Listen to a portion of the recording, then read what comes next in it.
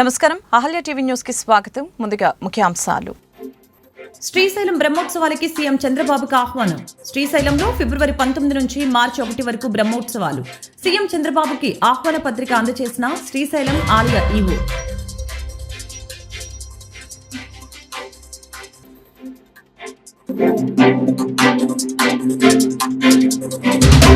కేసీఆర్ కు birthday wishes తెలిపిన deputy CM Pawan Kalyan. నేడు కేసీఆర్ పుట్టినరోజు. బీఆర్ఎస్ వెల్లువ. మరెన్నో సంవత్సరాల పాటు ప్రజాసేవలో గడపాలన్న పవన్ కళ్యాణ్.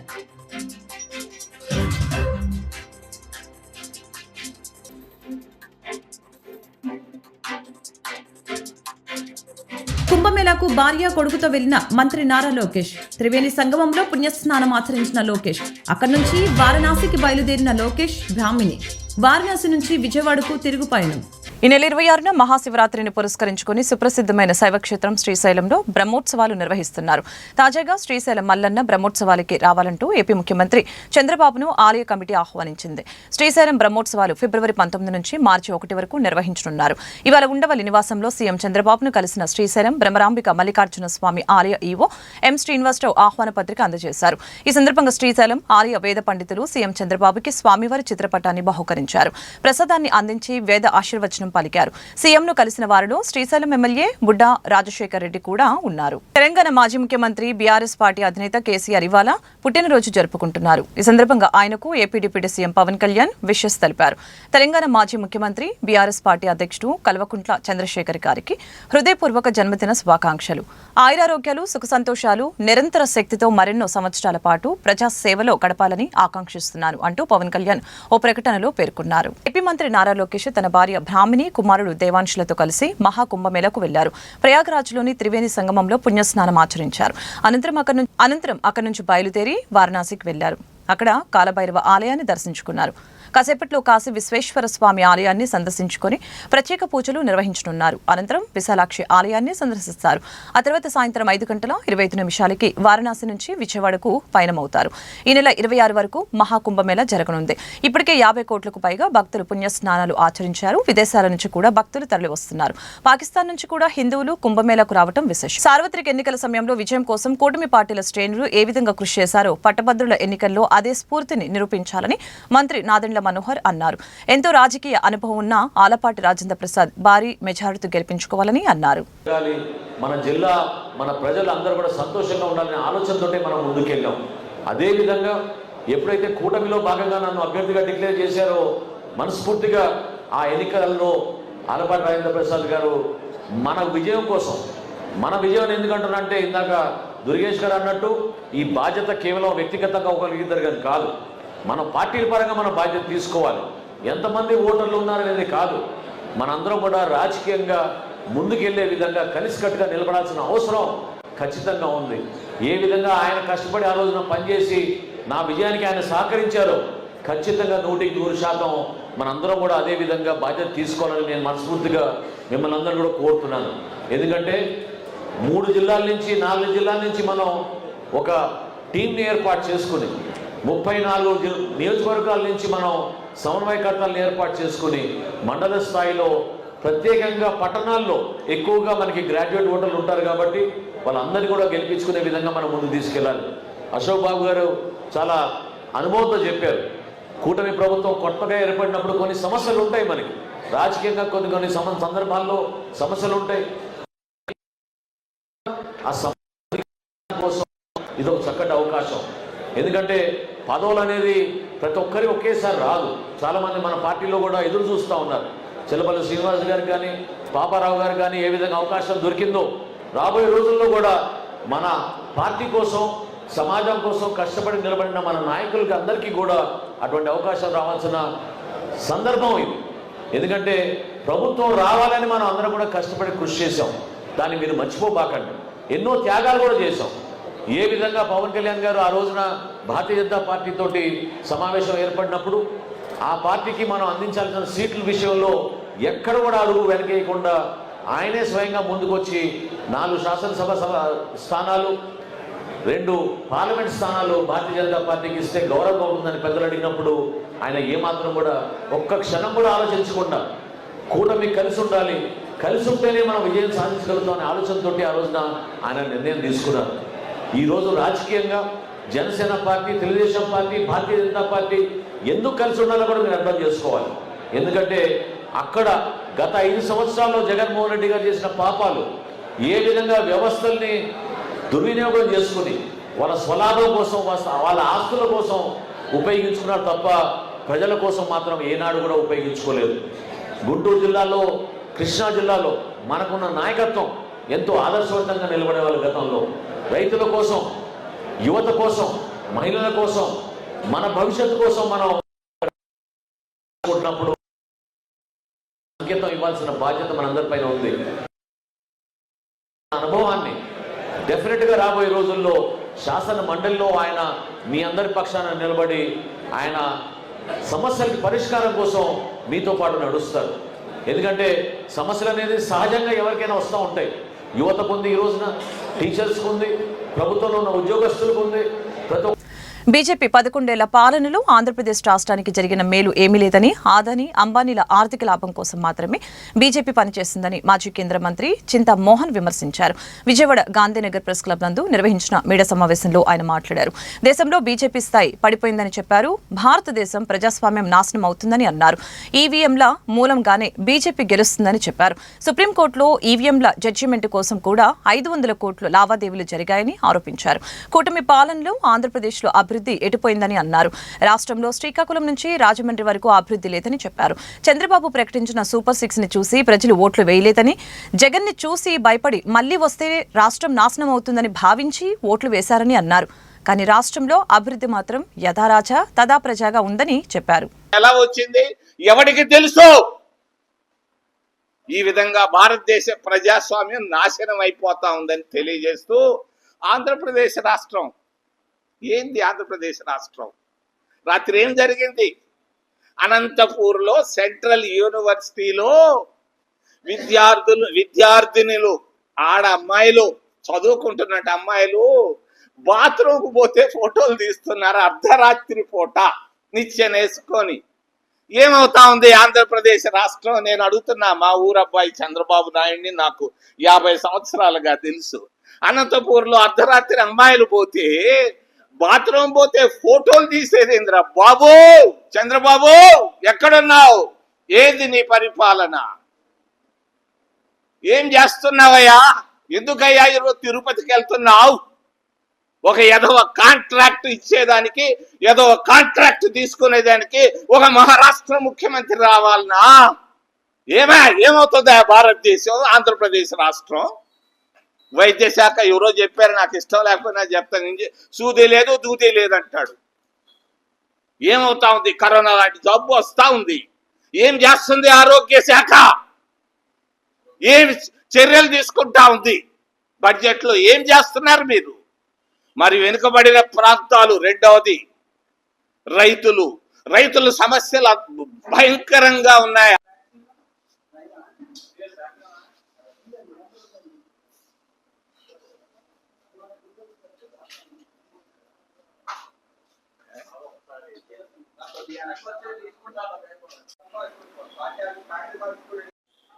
నేను పుట్టిందే హరిజన హాస్టల్లో, మీకు అర్థాలు లేనప్పుడు.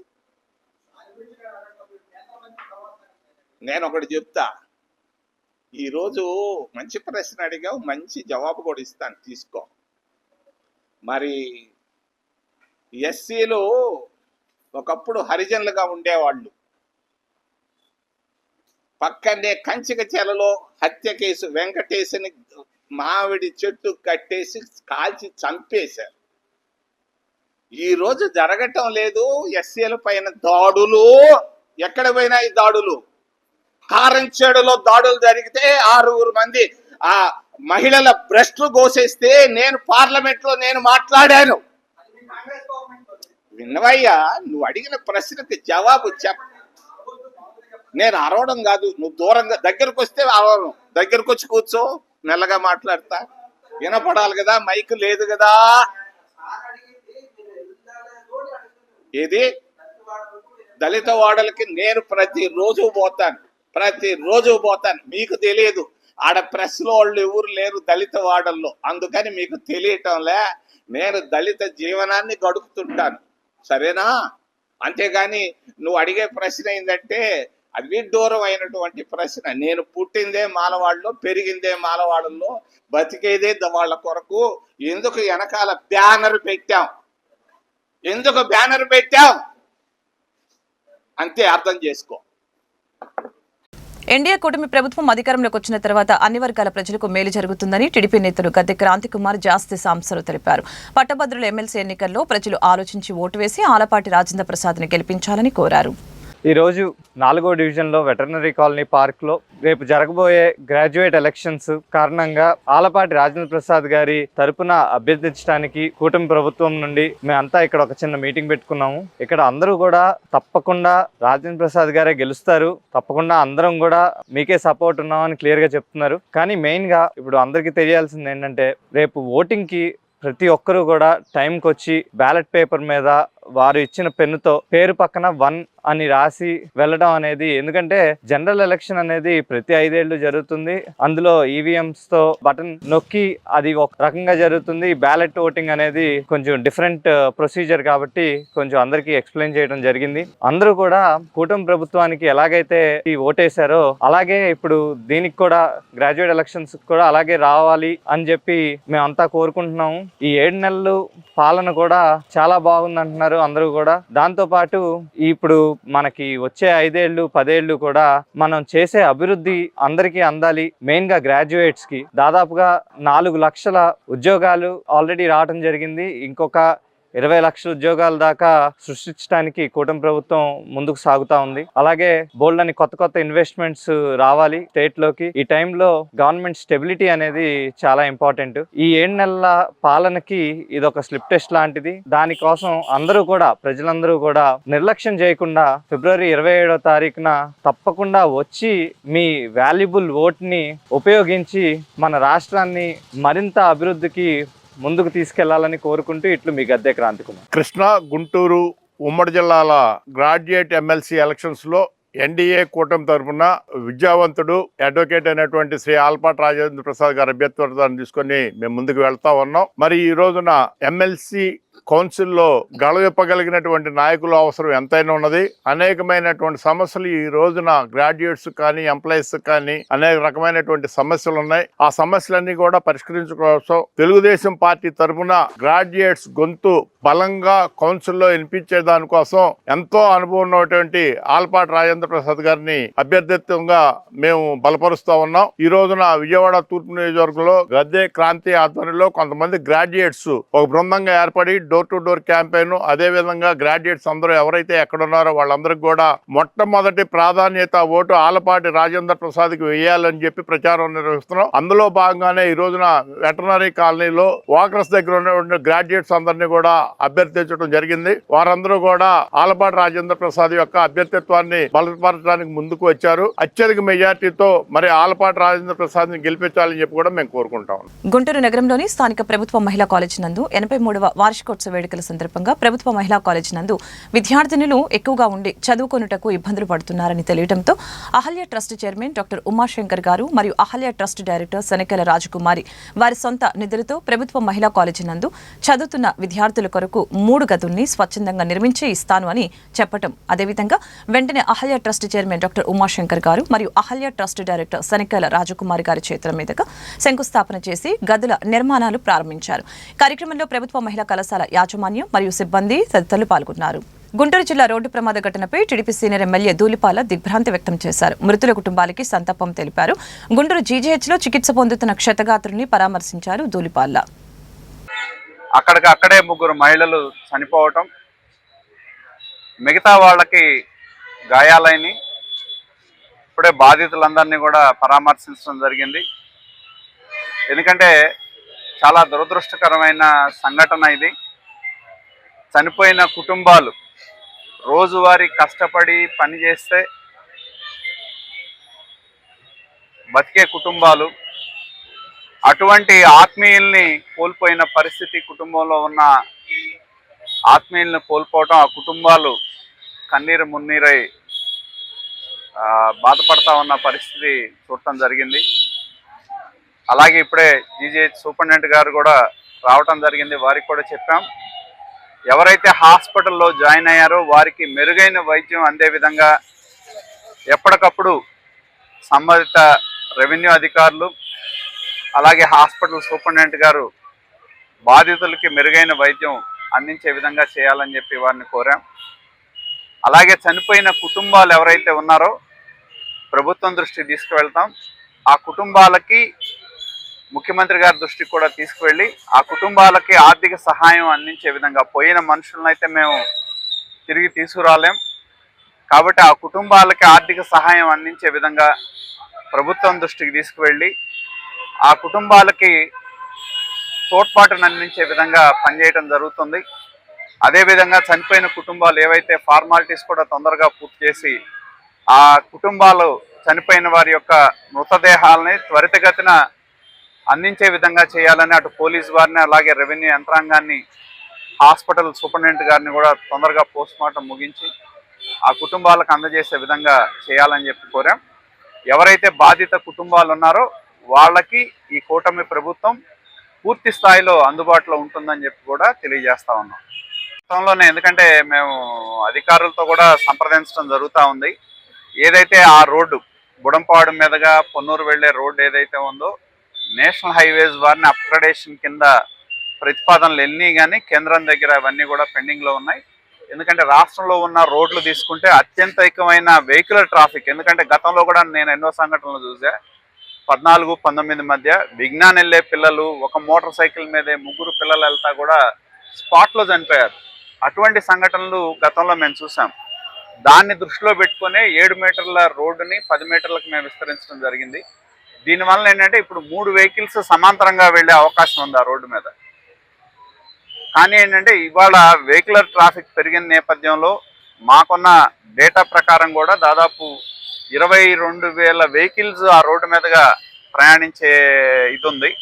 కాబట్టి ఆ నేపథ్యంలో నేషనల్ హైవేస్ కింద అప్గ్రేడేషన్ చేయాల్సిన ప్రధానమైన రోడ్లో కూడా అది ఉంది.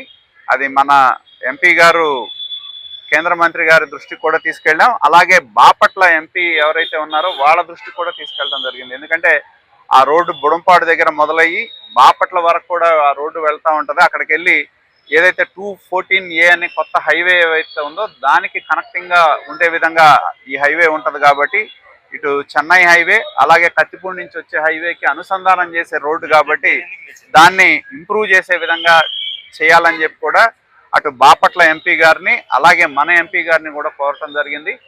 కాకపోతే ఏంటంటే కేంద్రంలో ఇప్పుడు అప్గ్రేడేషన్ ప్రతిపాదనలు అనేవి ప్రస్తుతానికి పెండింగ్ ఉన్నాయి. వాటిని పరిశీలించాలని చెప్పి కూడా కోరటం జరుగుతూ ఉంది. నేను ఇందాక అదే చెప్పా,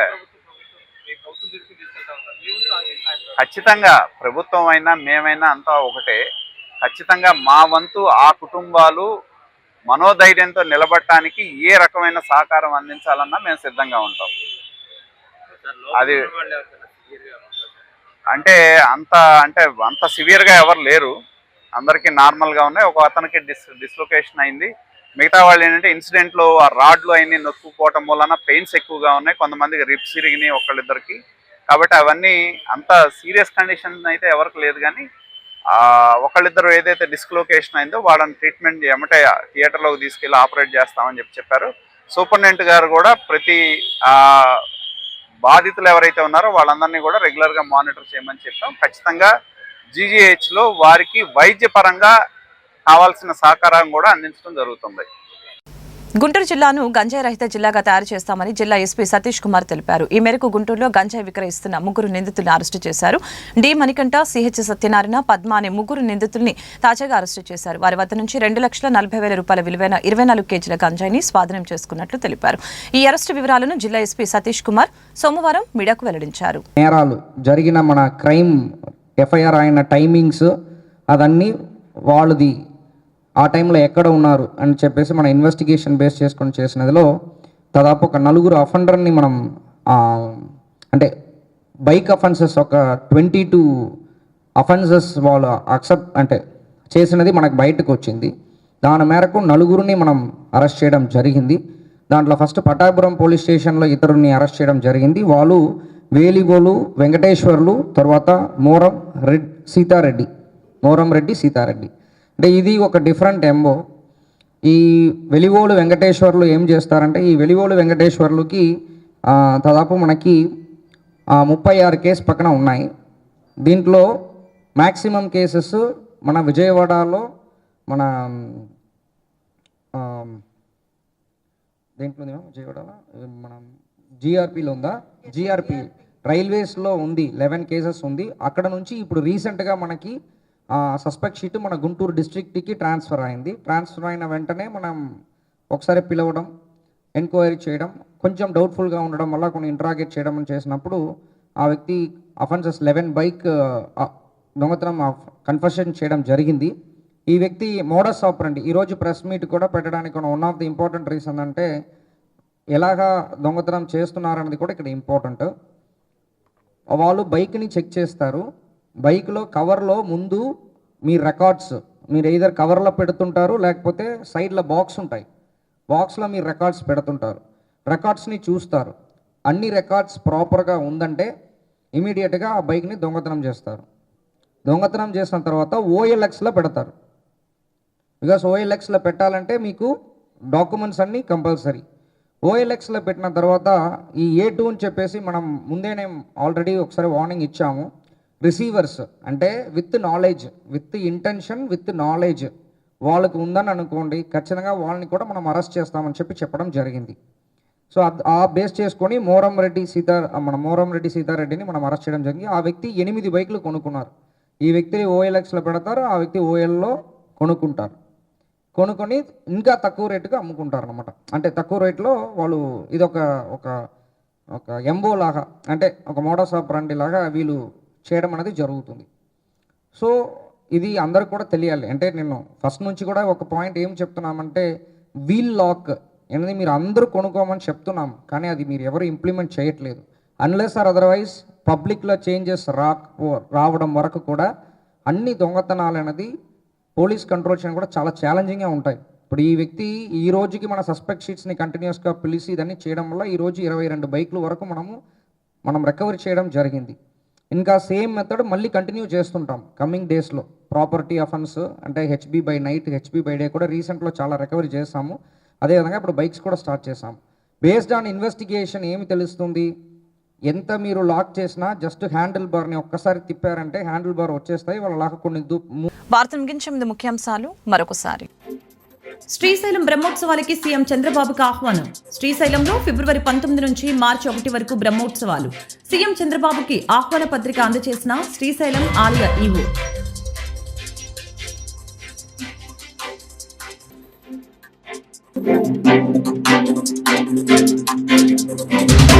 కేసీఆర్ కు బర్త్డే విషెస్ తెలిపిన డిప్యూటీ సీఎం పవన్ కళ్యాణ్. నేడు కేసీఆర్ పుట్టినరోజు. బీఆర్ఎస్ వెల్లువ. మరెన్నో సంవత్సరాల పాటు ప్రజాసేవలో గడపాలన్న పవన్ కళ్యాణ్.